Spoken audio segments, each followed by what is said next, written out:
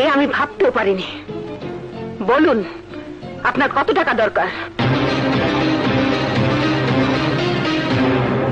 চুপ করে আছেন কেন? বলুন কত চাই? আপনি বড়লোক, আপনার অনেক টাকা আছে, এটা জাহির না করলেও পারতেন। আমরা গরিব হলেও আমাদের একটা মান সম্মান আছে, এই কথাটা ভুলে যাচ্ছেন কেন? বক্তৃতা শুনতে আমি আসিনি। আপনার ছেলে আমার মেয়েকে ট্র্যাপ করেছে। আমি 5 লক্ষ টাকা দিচ্ছি, আমার মেয়ের জীবন থেকে আপনার ছেলেকে সরে যেতে বলুন। এই নিন চেক। আমার ছেলে বাজারের পণ্য নয়, ওকে কেনার মতো টাকা আপনার কাছে নেই। বুঝতে পেরেছি, ব্ল্যাকমেইল করে টাকার অঙ্কটা বাড়াতে চাইছেন। বলুন কত দিতে হবে? তার আগে আপনি বলুন, আর কতকাল আপনাদের এই অপমান আমাদের সহ্য করতে হবে? আমার প্রশ্নের জবাব আমি এখনো পাইনি। জবাব আপনাকে অনেক আগেই দেয়া হয়ে গেছে, আপনি বোঝেননি, সেটা আপনার অক্ষমতা।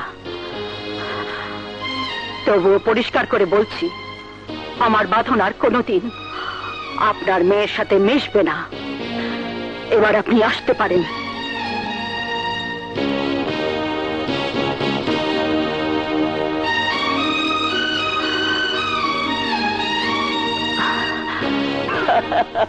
এসো না তো, সত্যি বলছি তোমার মায়ের সামনে যেতে আমার খুব ভয় হচ্ছে।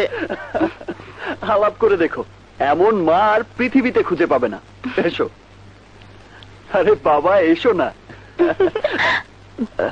আমার মা এসো। মা, তোমার সঙ্গে ওকে পরিচয় করিয়ে দেবার জন্য আজ জোর করে ধরে এনেছি। ওর পরিচয় আমি জানি, কোটিপতি মায়ের একমাত্র মেয়ে, নাম মেঘা। বাঁধন, আজ তোর কাছে আমার একটাই জিজ্ঞাসা, ওর সম্পত্তি গ্রাস করবার জন্য তুই কেন ওকে ট্র্যাপ করেছিস? আমি ওকে ট্র্যাপ করেছি? নয়তো কি, গরিবের ঘরে এত মেয়ে থাকতে কোটিপতির মেয়ের উপরে নজর দিয়েছিস কেন? মা, কত টাকা পেলে তুই মেঘাকে ছেড়ে দিবি? ওর মা আমার কাছে জানতে চেয়েছিলেন, কিন্তু টাকার অঙ্কটা তোর কাছ থেকে জানা হয়নি বলে আমি ওনাকে বলতে পারিনি।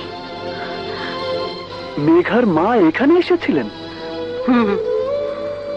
তোর মতো রাহু যাতে মেঘাকে গ্রাস করতে না পারে তার ব্যবস্থা করতে উনি এসেছিলেন। মেয়ের ভালো চাওয়া কোনো অপরাধ নয়, অপরাধ কাউকে ছোট করা। আমি যদি আগে জানতাম তোর জন্য আমাকে এত অপমানিত হতে হবে, তবে এত দুঃখ কষ্ট সহ্য করে তোকে এত বড় করতাম না। বড় হয়ে অমানুষ বিচারলে সবার করুণার অনুগ্রহ নিয়ে ভিক্ষে করে তোকে পড়াতাম না, মানুষ করার চেষ্টা করতাম না।